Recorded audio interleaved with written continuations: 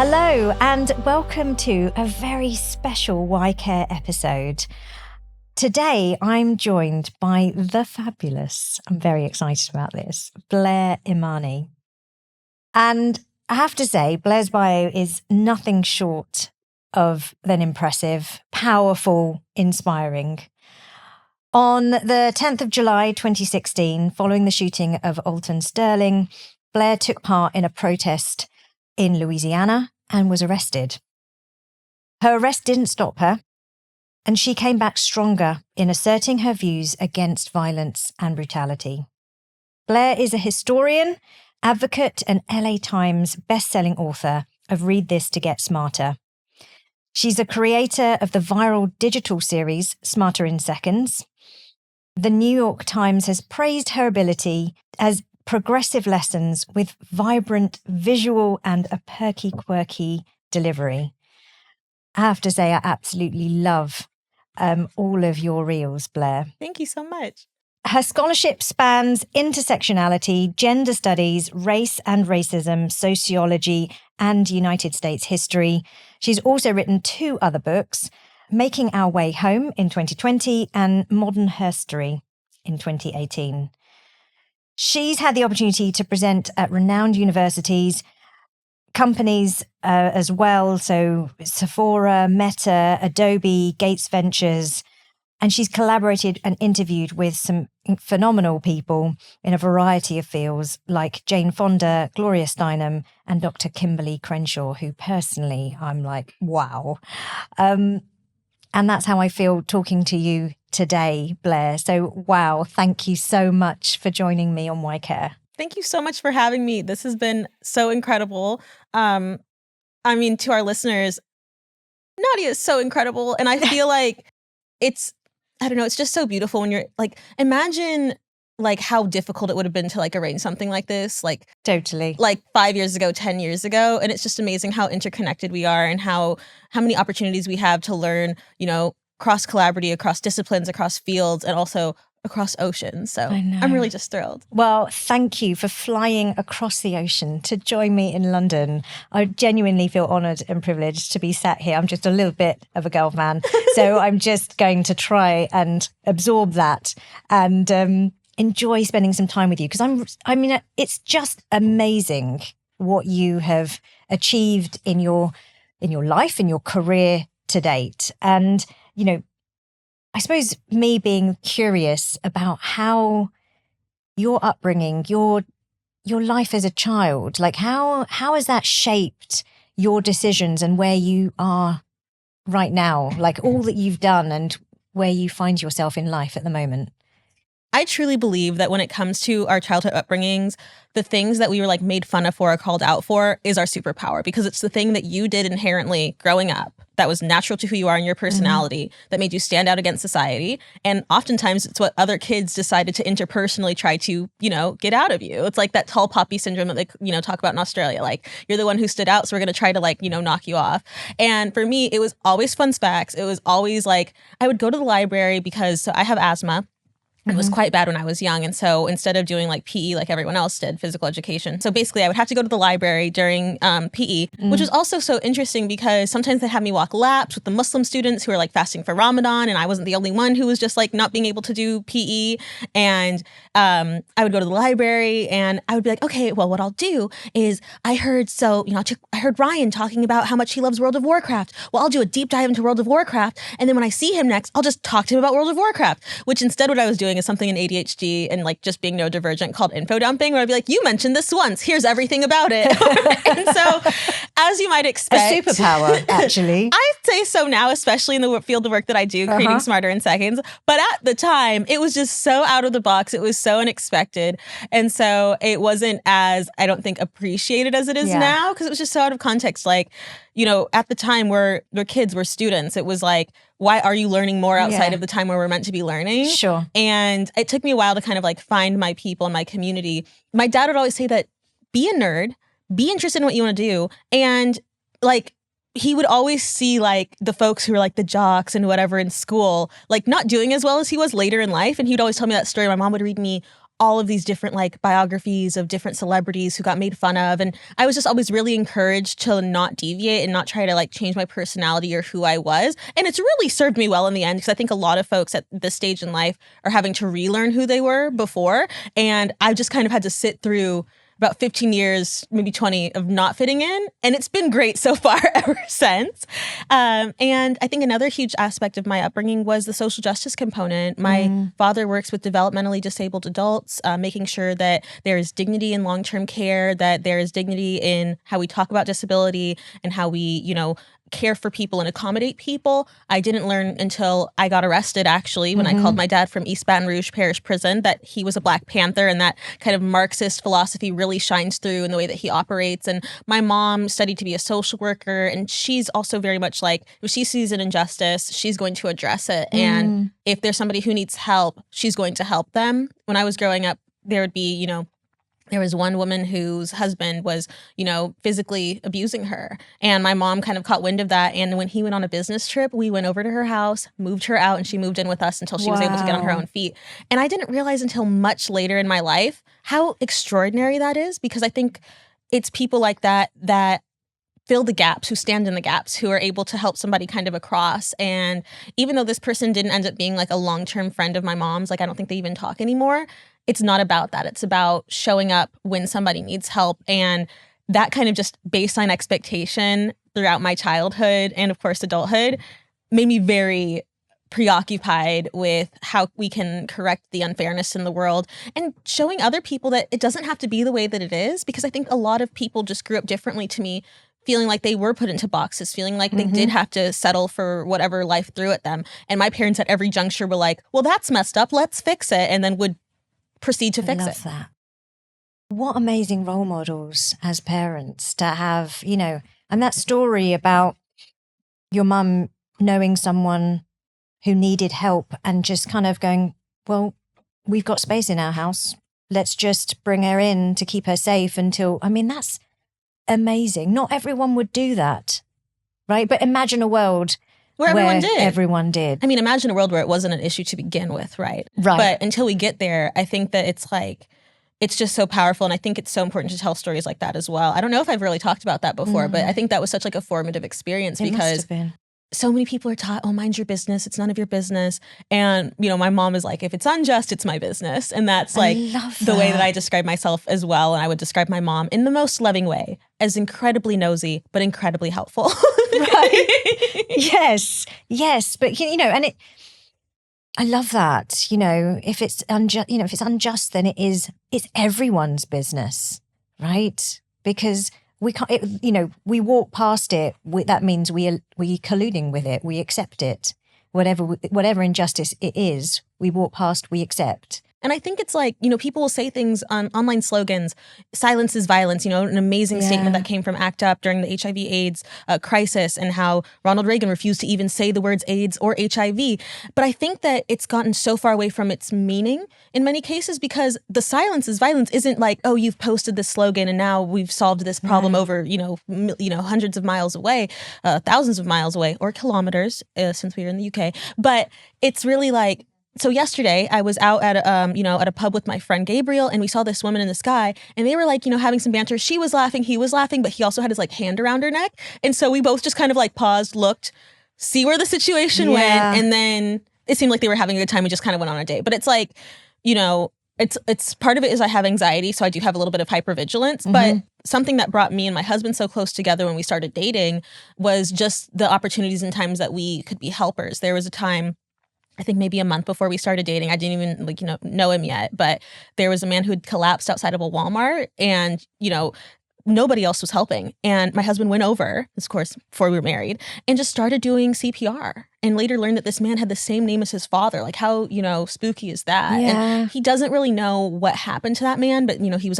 got into an ambulance, but it's just like, you have to show up. Like, it's just the implied necessity. And that's obviously why we ended up getting arrested together, because we stayed around to the protest so long, making sure that, you know, elderly folks had gone home, and making sure that young people were gone, and anyone who was like maybe experiencing trauma or really activated by the trauma of all the police being there were able to, like, you know, go back home and not be disruptive, even though the police ended up being the most disruptive in this case. And there was another time when we were in DC. I mean, I think it was maybe 6 months after we had gotten arrested in Baton Rouge, and we saw this man just passed out on the sidewalk, and there was another man hovering over him, and we were like, oh, well, there's somebody's helping. And we looked a little closer, and we think this guy was robbing the other one. And so we pull over, and actually what happened is it was a one-way street. Don't do this. I don't recommend driving irresponsibly, but if you're there to help, maybe it's okay. We're driving, and we both were like, okay. We both looked, can we go back? And we said it like almost in unison. It was like a film. And so we just put the car into reverse on a one-way, not advisable. And then we go, and as soon as we pull up, the guy who we think was robbing him takes off. Yeah. And so we just stuck around with this guy who was unconscious and like until an ambulance could arrive. But it doesn't take much to be an activist. It doesn't take much to be somebody who cares. I think that we really, as a society with this online generation, online activism is so important. It's so incredibly accessible, particularly for people who might have, social anxiety or can't leave the house because they might have, immunocompromised and be immunocompromised or have a chronic illness or chronic pain disorder or be disabled or have mobility issues. But at the same time, for those of us who are out in the world, who experience and witness these things, you stopping and seeing if someone is simply all right or okay, like they do in the "you all right," like just stopping by and checking on someone can go so far. And I think that's what what we say when it's like all politics are local, like all these actions that we take must be so local and in our lives, because it doesn't really mean so much if you posted all the hashtags and all the slogans, but you ignore everyone on your commute and you see someone suffering and you don't necessarily stop to help. That said, doesn't mean you have to be that you do it without strategy or you do it without skill. There are so many incredible trainings you can take to be a bystander, bystander intervention. I've done trainings with that. There are so many things we can do. And I think recognizing that is why I feel so kind of emotionally buoyant when terrible things happen, because I feel at least comforted by the fact that there are so many things we can do as much as there are things that we can't. Yeah. I mean, it's just incredible how active you are and how much of an influence you've had in a relatively short space of time. We're talking 2020 at the point when you got arrested. That was actually 2016. So one of the things I kept saying to people is like, I'm an OG, there are so many people who are just getting involved. Now, my thing is whenever you get involved is important. But, with the protests being in 2016, 4 years before, Black Lives Matter and the idea of like showing up became fashionable. And of course, it ebbs and flows, was something I kept repeating because I was online and I was talking about stuff and people were like, well, what have you really done? And I'm like, oh, you sweet summer child. Let me put you to class, And it's been a huge part of not just my like credibility in the community, but like street cred and just, it really changed me so much. Sorry, though. Yeah. No, I mean, I'm interested in your viral series, Smarter in Seconds. So, because, obviously I've been following you. I can see what you're talking about. I loved, by the way, what you put out about Thanksgiving, which was only just a couple of months ago. It was obviously in November last year. And you're busting some myths often, almost all the time, in fact. I mean, that's kind of your thing. So talk to me a little bit about the myth behind Thanksgiving and maybe we can explore kind of the reception you get when actually, because people's deeply held values, their traditions, you're kind of like blowing out the water and kind of going, do you realize what you're celebrating here? So what's behind Thanksgiving that you want people to understand? Well, I want to start by acknowledging the Wampanoag Chappaquiddick nations who are in, what we now call New England and their ancestral lands. And those were the first folks who the Pilgrims encountered and later, enslaved, harmed, displaced. So here's the narrative that we hear about Thanksgiving. The Pilgrims who were trying to seek out refuge from religious discrimination and why we have religious freedom in the United States came to the Americas, and they were welcomed by the Native Americans, who in this story would be called Indians, even though it's totally inaccurate. And the Native Americans welcomed them and brought them into shelter. They taught them how to fish and how to farm, how to do agriculture, how to shelter themselves, and took them under their wing. And then they all had a big Thanksgiving celebration, and everybody was fine. And then the Pilgrims were like, hey, can we bring like maybe 1 million of our friends back from England? And the Native Americans were like, cool, we'll just willingly go onto reservations ourselves. And then they high-fived and everybody skipped into the sun, to the sunset. And like, if you hear that story constantly, you're going to be like, great, awesome. I'm going to have this turkey. I'm going to do my Black Friday shopping at Walmart, get trampled at Target. Right? It's a comfortable story to... But the other thing is, that's the story everyone's told. Right. As little kids, they have half the kids dress up as pilgrims with our, big buckle hats. The other kids dress up as, Indians, Native Americans with feather headdresses. And it's like, so that's the baseline.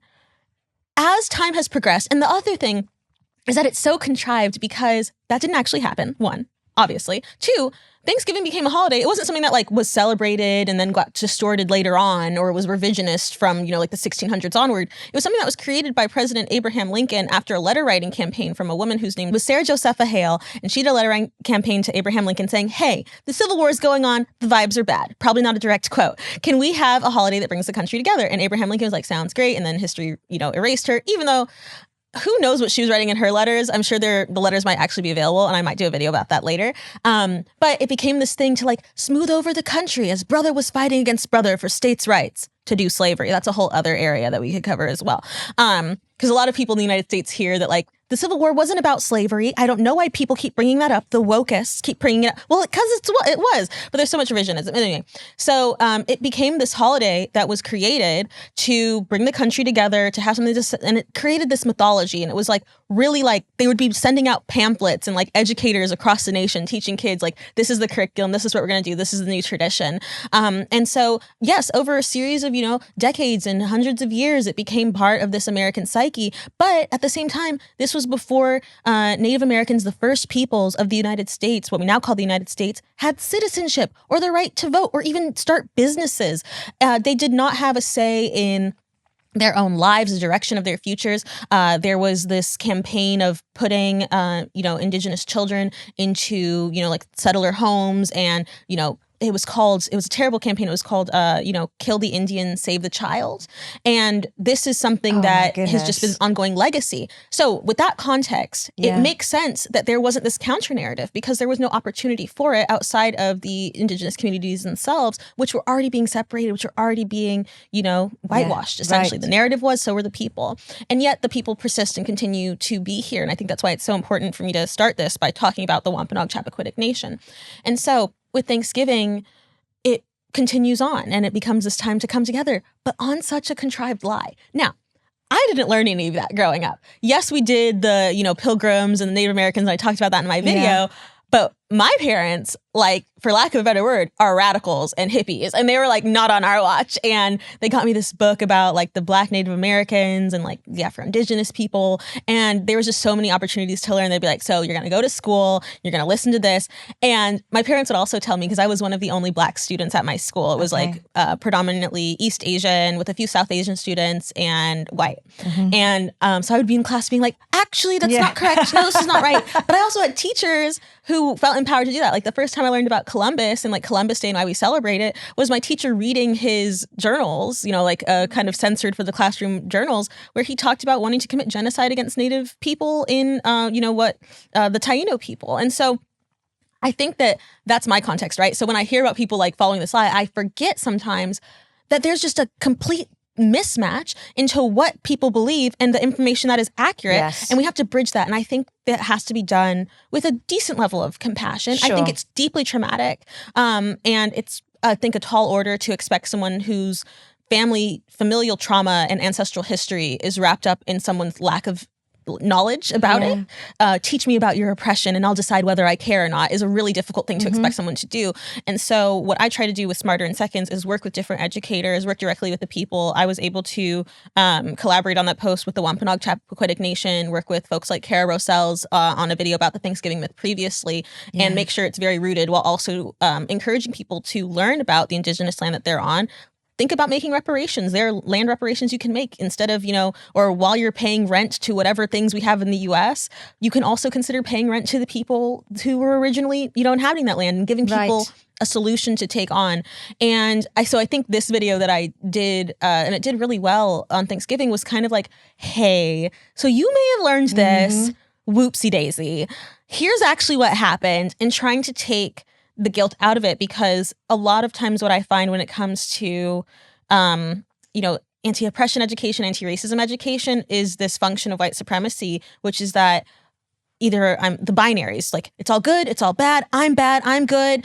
And it's very carceral, throw myself away. And what I try to do is lift people up into, it's like not a call out, but a call up, right? Like, let's be better. Let's be our higher selves. Let's come to a higher vibrational frequency, to just use really California language. No, you know? I love that call up, because it's so tough for people. I talk about this in my book, that discomfort, and how people can be so disconcerted at feeling the guilt and the shame and not knowing whether they're meant to feel it. And then when they do inevitably feel a little bit of some emotion, whatever emotion that is, they then push back with defensiveness or anger or whatever's, it's a non-productive behavior, and it ends up being quite an aggressive conversation. They just want to shut it down because you're challenging their fundamental traditions and their values, what's important to them. Ultimately, people like Thanksgiving because it's a wonderful way to bring their family together and eat some nice food. And, it's a wholesome, they're not even thinking about the story behind it often. And I think that's the disconnect as well. Exactly. I think the folks who have the knowledge and the education, and I'm sure there are people out there who are like raw indigenous genocide, and that's very much the case. Well, but I think that there are a lot of people out there as well who just were taught a lie, and once they learn it, kind of are questioning, what do I do now? Does that make me a bad person? Totally. And then it starts to spiral. And I think that what I've learned as an educator over these years is that education and learning is so deeply vulnerable. And that's why I love your book so much. I was getting into it last night. I just got it yesterday and I've been reading it already because it's like, it's honestly a great pair. We should sell them as a duo. We should sign a bunch of copies and sell them. But I'm such an American with that. Let's do a business. Do it. But I think it's like, okay, now you have the awareness. What do you do with it? Yeah. How do you go past that feeling of, oh, that was hard to learn, and move forward? Because we aren't taught that in many cases. Yes, exactly. Now, let's go to your book now, because I am a huge fan of you and everything that you've written in this book. I loved it. Thank you. And starting at the beginning, I was reading and I was like, actually, there's some basics at the beginning that you cover. For example, people's names, okay? And I'm just going to quote you now. So you say, names are just the collections of letters and sounds that we call ourselves, and no one should feel entitled to make judgments about or be prejudiced towards a person based on them. And I picked this out particularly because I was like, it's basic, it's simple. It's like, they are literally a collection of letters and sounds. It's socially constructed, right? What we and yet people have a problem with names. They have such a problem. They'll be like, them. Tchaikovsky, I can pronounce that, but your name's Ahmed? I can't do that. And it's like, why? White supremacy is the reason. But it's like, it's so absurd to me. And anyway, sorry, continue. No, I mean, that's my question really, is like, why are people's names so controversial? What do you think is going on there? Well, I think a huge part of identity and perception and just the way that society is, I think a lot of people unfortunately learn who I decide you are is more important than who you are. I think that's what it fundamentally comes down to. I expected you to be this, you are not this, I am mad. And I think a deep part of that, more than anything, that's what's happening. But why? I think it's because people don't know who they are. I think it's desperately confronting for people when they see someone who has been expected by society to say, for example, be a man. You were assigned a boy at birth, you've grown up and you've realized, actually, I'm a woman. I've always been a woman. I had a girlhood denied, my friend El Duran is a great example of this. And she actually has an excellent book that talks all about allyship. You can check out her stuff online at El Duran. But I think that for someone who, let's say like a very masculine, like Spartan upbringing, you were born, you were assigned a boy, you were told not to cry by your father, you played football, you got injured and you weren't allowed to talk about it, and you got a job in middle management, and just like your expectations and you were judged, and now you're being judged because your hairline's receding and da-da-da-da, and you're doing all these things, and you see someone who's like, actually, I'd like to opt out, or actually, that's not true of me and I'm going to do something else. If your entire self-worth has been constructed around this idea that you should do as you're expected, and you see somebody succeeding in doing what they haven't been expected, I think that for a lot of people, there's this just this frustration and resentment. How dare they be freer than me? While also recognizing, but I'm supposed to be free. I'm the privileged one. I'm the one that's supposed to have all the things. I'm supposed to be a successful one, but but I'm a cheerleader. This is not supposed to happen to me. Yeah. And I think that can be really difficult. When I was at LSU, I was a peer mentor because I could not get involved in enough stuff. And I would help to mentor a lot of a lot of it was white women who, were realizing that they were queer and were part of sororities or on sports teams and just felt so upset. And they would treat me so poorly when I'd be in class with them, and I'd be their peer mentor because they were trying to distance. And I knew it was happening. I was like my parents, both social workers, so they were just like, ever since I was a kid, I feel like I've had the cheat codes to human interaction. I'd be like, oh, they're not really making fun of me. They're just upset that I'm comfortable with who I am and they're not comfortable with who they are. So by attacking me, even when I was in high school, I had a short haircut, and so did my we had a carpooling thing, and so did my carpool mate, and she actually has come out as queer, and so have I, obviously. But at the time, we were 15. We're not really thinking about our sexual orientations. We're just trying to go to school and be on time, which was a struggle with trying to carpool. And they started calling us all types of things, at this all-girls school as well. And I think the dynamics of it being an all-girls school added all types of extra layers to the gender dynamics of it all. I went to an all-girls school as well. Yeah. So I went for 6 months, and then I went to the okay, you swapped. Okay. I went to the public school because I started talking about how abstinence-only sex education is ineffective, which I may or may not have done on purpose so I could get kicked out without having a tuition penalty. So a little hot take for you there. But anyway, and they were calling us all types of things. And I think for my friend at the time, who I'll leave nameless because I don't have permission to tell this story, she really tried to distance herself from me.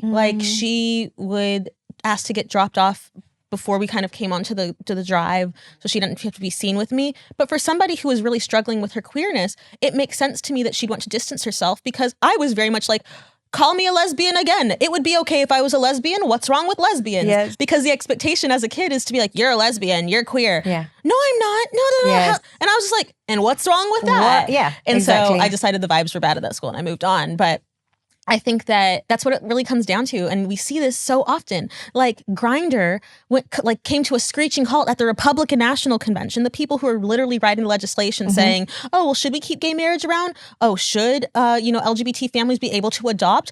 The people who are writing that stuff seem to have quite a few folks who are closeted. And it's I understand somebody not being closeted. We live in a very toxic, homophobic society. Yeah. And if you can't be out, I completely understand that. If you can't be out as trans or queer, but do not become a tool of oppression against your own community and your own people. And I think that when it comes all the way back to names, that's where it begins. Recognizing and accepting somebody in their truth, in who they are, outside of what you expect them.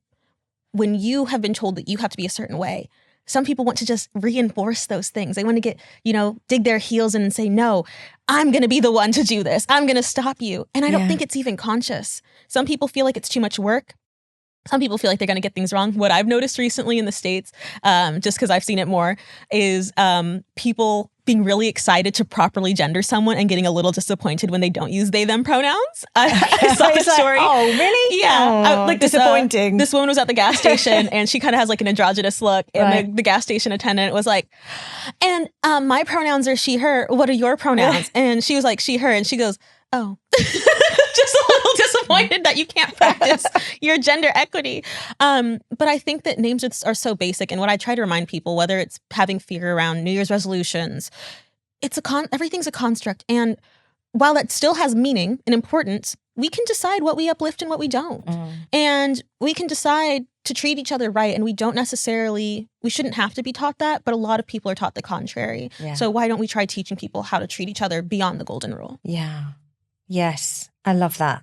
And one thing that you discuss in your book, which I get this often in workshops with leaders who are confused. I'm going to use that word. They're stuck. And the reason they're stuck is that they feel that diversity, equity, and inclusion means surely including everyone, right? And so if someone has views that you disagree with, then that should be okay. but then they sort of spiral out of that and go, well, so if they commit a crime, does that mean that that's okay? Or if they have,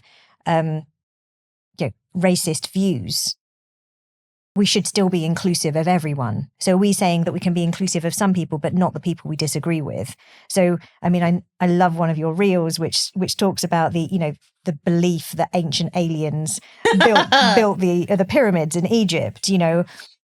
If someone genuinely believed that, should we not be inclusive of their perspective? So I'd love to hear your view on how do we explain what diversity, equity, inclusion includes, and when it's okay to disagree with someone and just say, like, that's morally wrong. Yeah. Well, I did laugh when you brought up the ancient aliens because it's so out of the box. If somebody did have that belief, I would not laugh in their face. I laughed, because I do find it funny. I might actually laugh in their face a little bit, but not at them. But just trying to, so whenever I love to go to the pub, to the bar in the States, sit at the bar, have a little tonic water or whatever, and just chat with people. And you get the most out of box. And I think I kind of come across as very open. I'll also be sitting by myself and I'll get people asking me just the strangest questions. And I think the first thing is to try to assume a neutral intention, when you have people. Sometimes when people do say out of pocket, out of, context things, it can be really confronting.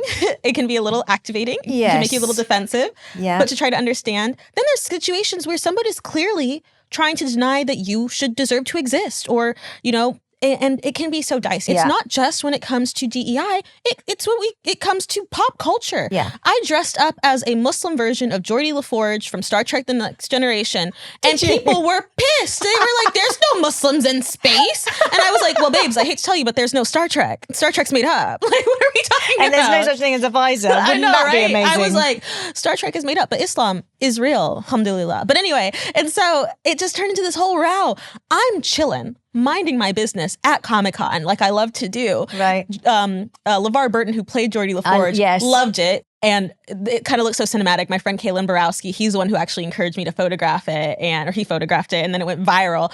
People are in the comments going to absolute holy war with each other over there's no religion in space, there's no Star Trek in the and it became this whole thing. You can disagree about things that aren't inherent traits to who someone is. Yeah. You have disagreements with the inherent traits of who someone is, that's called bias. And that's something I'm happy to work through with you. But if you're not willing to learn and to open and to be open and to grow, that's different. Yes. I think a great example is in the United States, and hopefully it hasn't gone elsewhere, but Blue Lives Matter. Why is this a response to Black Lives Matter? Just this idea that when someone says Black Lives Matter, it's not to say, and no one else. No. It's to account for the fact that my people were literally sold, bought, inherited, traded. Our lives were decided by people who are not us for the inherent reason that we were Black. Yeah. And all the things that the context that came with. And to say, actually, we do matter because we've been told throughout history that we don't. Mm-hmm. And for you to respond, well, police matter too, is such a ridiculous non sequitur, because what you're saying is that the police are against Black people, which is telling on yourself a little bit in the context of the US and, globally when it comes to policing. And so I think it's having this approach. But I think about my friend Richie Reseda, who's an amazing abolitionist, who talks about, well, what does it look like for us to try to rehabilitate people? What does it look like for us to go outside of this kind of carceral way of thinking where we throw people away? We do try to contain the harm, not necessarily in a prison, but maybe through workshops. There's been so many experimental communities out of Florida, for example, of trying to take people who have been harmful, say, to children. And what does it look like for those folks to rehabilitate and reintegrate and figure out how to do that safely? Yeah. And I think it's just like we need different approaches in different contexts, but it does not mean that we should sit idly by and tolerate someone espousing dehumanizing language against not just you, but anyone else. Exactly. Not only because it's harmful to the other people in the other communities, but it actually dehumanizes yourself. And that's something that Desmond Tutu talked about, Archbishop Desmond Tutu the late, talking about how when you participate in harm, you make yourself less human. Yeah. And I think that's really what it is. And then it becomes this righteous struggle for saving everyone's soul. And, as a Muslim, that really speaks to me. And I think that it's just incredibly exciting, because even when you see someone who seems so far gone, like, how incredible would it be to get through to Alex Jones, for example, or Joe Rogan? Like, that's that's like my white whale. You know what I mean? I'm like, let's go. Yeah. No pun intended. But it's like, let's do that. That was terrible. Oh my gosh. Cancel me for that terrible pun. But I think it becomes exciting because it's like, well, what would it take? Yes. And then it becomes a thought experiment. How could I get through to them? How could I help them see what they're doing is harmful? And then you have to recognize that maybe it's not an education issue. Maybe they're just deliberately harmful because they know it's profitable to make, insecure, we talked about incels recently, feel entitled. Instead of telling incels to develop a personality and learn how to become charming, let's tell them that they deserve sexual attention from women because they exist, and then sell them products and supplements that are going to make them feel more of a man while making them feel less of a man because they're literally dehumanizing themselves at the same time. At the same time, which is the irony of it, really, isn't it? They're trying to claim back their masculinity while also being told that they're a little boy by a man who doesn't even like them or care about them. I mean, Andrew Tate's another, horrific example. Yes. And I've even seen recently, there's one YouTuber, I don't even want to name him, who had this little boy come up to him at like a convention and was like, "Hey, we hate women, right?" And like go to high five. And you could see this kid who he can't be maybe older than 25 was like, "I think I'm doing the wrong thing." Because if you're just in an echo chamber of your own, apartment, yelling at a camera all the time, it doesn't feel like that. But when you see that you've influenced an 8-year-old, it starts to wake people up. And I think that there's always hope when it comes to people. As long as a person is alive, there's hope. Yeah. I think because you can turn around, you can try to get through to them. There's even been rehabilitation studies when it comes to the Taliban and how we fight radicalization, not in kind of the traditional way of further, sometimes in many cases, marginalizing people, but recognizing the key roots of radicalization, which is often economic struggle. It's often, and this is getting into my husband's field of study, which is, national security studies, but looking at how Fred Hampton of the Black Panthers was able to get through to white supremacists. People who were like, actually, we are the superior race. Everyone should be below us.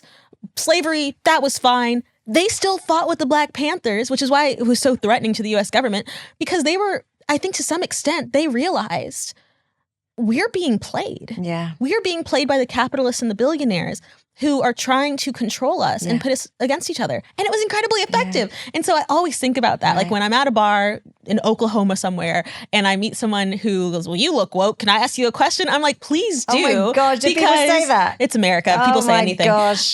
It gets me so excited because I'm like, this is going to be material. Let's go. Yeah. I mean, what you just said there, I mean, it's such a current truth that we're being controlled by the minority. I mean, you look at Elon Musk, you look at Donald Trump, you look at, some of the... I try not to be honest. Well, right. But unfortunately, we have these dominant male people, politicians who have so much power and literally are the puppeteers and feels like have a lot of control over what people think, do, say, act, how people are living their lives. And these big influencers like you've mentioned Andrew Tate, it's a viral cultural movement where people end up believing that they can cause harm and it's okay to cause harm to other people. And it's such a scam too, because those same folks, like literally Elon Musk, will sell you this dream. Like he himself is against, I think he's even disowned his own child for being trans. While he himself has gotten quite a few gender affirming surgeries to improve his hairline, his jawline, doing all these things to be more of an image of a man that he has constructed in his mind so that he can feel the fullest version of himself, which I love for him. That's amazing. But don't do that at the expense of other people who are in many cases trying to do the same thing. But in the case of Elon Musk or Donald Trump, for a lot of people, I think in the United States, there's nothing, you can't discount the fact that for a lot of people, his name is so recognizable. You see it on the side of buildings. You see, Trump golf clubs. You see this image of what the American dream can be without any of the context of how handed it was to him. And you think, well, at least I can have that. At least I can do that. And I think as we saw at the last election, it was just more comfortable for people to vie for a slice of this pie that will forever be out of reach to them, then share in that pie with people who don't look like them. Right. And that brings sadness to me, I have to say, that people are willing to give up something of them in order to protect the lives that they currently have, the power that they currently have. And it does feel like it's a power conversation here. It's 100%. And I had this brain blast, I'll call it. It's from the show of Jimmy Neutron, Brain Blast. But anyway, it was like, if oppression is a bear in the forest chasing you down, some people just want to outrun their slowest friend. That's all it is. And I think COVID's a great example. A lot of people were willing to sell out disabled folks for a sense of normalcy. When it comes to even I was just looking at some polling, some exit polling when it came to the U.S., even Hispanic voters, many of whom themselves are immigrants, not in every case, but we're willing to sell out, in many cases, Central American folks who are trying to come to the United States to make a better future for themselves.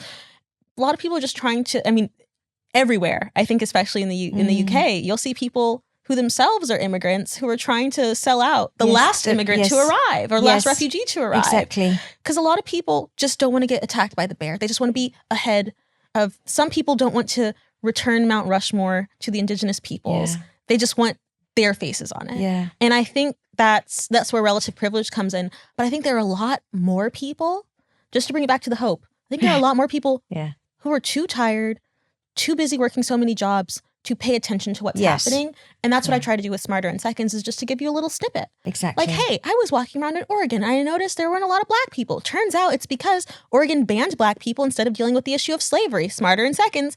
And that can help people have better context to the things that are, maybe things aren't the way they are just because, but because it's been made that way. And maybe it can be unmade. Yeah. It's just so powerful what you're doing. And now you've flown over to the UK to make a very special TV program with me, with some other amazing women. We filmed it yesterday. It's called Her Story, Our Voices. And for International Women's Day, we've had this conversation around the state of the world when it comes to gender equity, women's equity in particular. I'm interested in what drew you to come to fly across and have this conversation, because it's I'm just so delighted and so grateful that you have, but I'm interested in why did you say yes? Well, if there's one thing about me, I'm always going to say yes. I think that there's such an issue of being invited to the table that when you do have an invitation, you can't refuse it, and I think that any opportunity to share space, because it's such an intentional format as well. I get invited often to do debates, where it'll be a good kind of cash grab, it'll be good visibility, it'll be a good amount of views. And I used to say yes, which is why I ended up accidentally coming out on Fox News, but that's another story. But I think that doing something so intentional and so aligned, and for the purpose of Women's History Month, and having that kind of global context and being allowed to share my perspective, it felt like a deep honor to the work that I try to do. And it felt like just an amazing opportunity to learn more. And what I loved about the conversation is that I found myself being like, oh, I meant to say something now. I was kind of just like sitting, listening to, Dame Kelly Holmes, right? Yeah. And I was just like, wow, just listening and hearing all the different perspectives and hearing Monty Douglas's story about how she was kind of typecast and all the things that she's gone through, and just bearing witness to other people's experiences as women and talking about the sisterhood is so necessary and so important. And I think also as a content creator, a lot of the work that I do is alone. I have an amazing creative director named Kat Wheeler who I get to, be in community and space with almost every day, except for weekends, because we love the unions out here. But I think that it's just so special, and I don't take for granted those opportunities. And I'm so glad that I did, because it was absolutely incredible. I'm so glad and grateful that you did. So that's out on the 8th of March, going to be shown on Generation Black TV. And aside from that, what can we look forward to in 2025 when it comes to you, your work? What are you up to? I'm going to focus more on Smarter in Seconds. But I have a really exciting podcast coming out, a tangible thing that people will be able to tune into and dissect, is a new podcast with my friend Michael Threets, librarian Michael Threets, called Thoughts About Feelings. And so I'm so excited about that, because I think that, just like this conversation, this is a conversation about holding space, getting into the context, into the nuance. And I think that, unfortunately, a lot of podcasts have been dominated by this kind of high energy, you turn it on and by the end of it you feel more activated than you did, and not necessarily always in a good way, rather. And so kind of a lullaby for your heart, and something that we can just really get back into the thoughts and feelings of it all. And I'm really excited about that, because Michael Threets is amazing. We have an amazing production team with Ninth Planet Studios, and I find that when something's meant to happen, it really just comes together. Just like, this has come together for you, this podcast, not without an incredible amount of work, right? Well, there's always work. There's no overnight successes, right? It's always preparation and opportunity. People don't see it often, the work that goes into it. But there's something around if it's meant to be, and I like to live by that philosophy. If it's meant to be, then it will be. And with some effort, an additional effort, it will be amazing. Absolutely. And so my friend Michael and I, like 2 weeks after the election, or a week after, I was like, hey, how are you doing? What if we started a podcast? And he was like, yeah, let's do it. And I was like, hey, I'm going to Australia. We can meet like right before I go. And we did. And then the next day, a producer was like, hey, so do you want to make a podcast? And I was like, actually, I literally just yesterday, 2 days before, had a conversation. And it was just blah, blah, blah. And then we did a post where we were like, hey, so we need guests now. It's just kind of like, and people who I'm like, I think I'm getting to the place in 2025 where I'm like, am I successful? Have I done it? Because I'm always telling people to step into their own power, but I'm also reflecting on that constantly. And so many people are like pitching themselves, and people are saying, you should get Dolly Parton. I'm like, I couldn't get Dolly Parton. Maybe I could get Dolly Parton. Maybe if I believe that I could get Dolly Parton will go on the podcast. So oh my gosh, we'll like manifest Dolly. Right? Yes. Let's just manifest Dolly Inshallah, Parton. Dolly Parton. So it's that'd be a fun shirt. But I think that it's just, I don't know, it's an exciting time. And I think, one thing I would just tell our listeners when it comes to like you thinking about what you need to do next or what's coming next, I think sometimes when we hear about what people are doing next can make us feel like, oh, but what am I doing? If you're just existing, that's so powerful in this economy. Yeah. Oh my gosh. Right. And as Michael Threets always says, thanks for being here. Thanks for being here another day. Exactly. So powerful. I mean, my goodness, Blair, I have so many more questions for you, but we've run out of time. So I know, obviously, you are on TikTok, you're on Insta, you're on YouTube. I'm also on LinkedIn. I'm a little LinkedIn influencer. So if you want to follow me over there for some discourse and DEI, I'm very woke. So if you don't like that, follow anyway. No, follow me anyway so you can learn to like it too. Yeah, exactly. But be open-minded. Everything that Blair and I have spoken about today is going to be on the usual show notes page on the NadiaNagamootoo.com website. We'll make sure that things that you've mentioned, Blair, we'll just get links for that and make sure that it's all there for you. Thank you a million times over. I just feel privileged to know you now, to have met you, to have had this conversation. And I know that there's more to come, isn't there? Absolutely. There's definitely more for us. I feel like we were meant to meet and things are going to go very well. Yes. I agree. Thank you. Thank you. That concludes this special episode of Why Care. What I love and admire about Blair is her willingness to name things.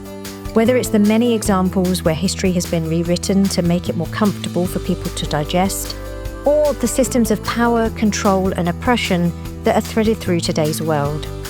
We need more people like Blair. Do let Blair and I know what you thought of today's show. You can find me on LinkedIn and Insta with the handle @Nadia Nagamootoo. As always, I really appreciate your support of this podcast through leaving a review on whatever platform you're listening and spreading the word by sharing it with your friends and family. Huge thanks to Mauro at Kenji Productions for editing this podcast and Jenny Linton for getting it out there on social media.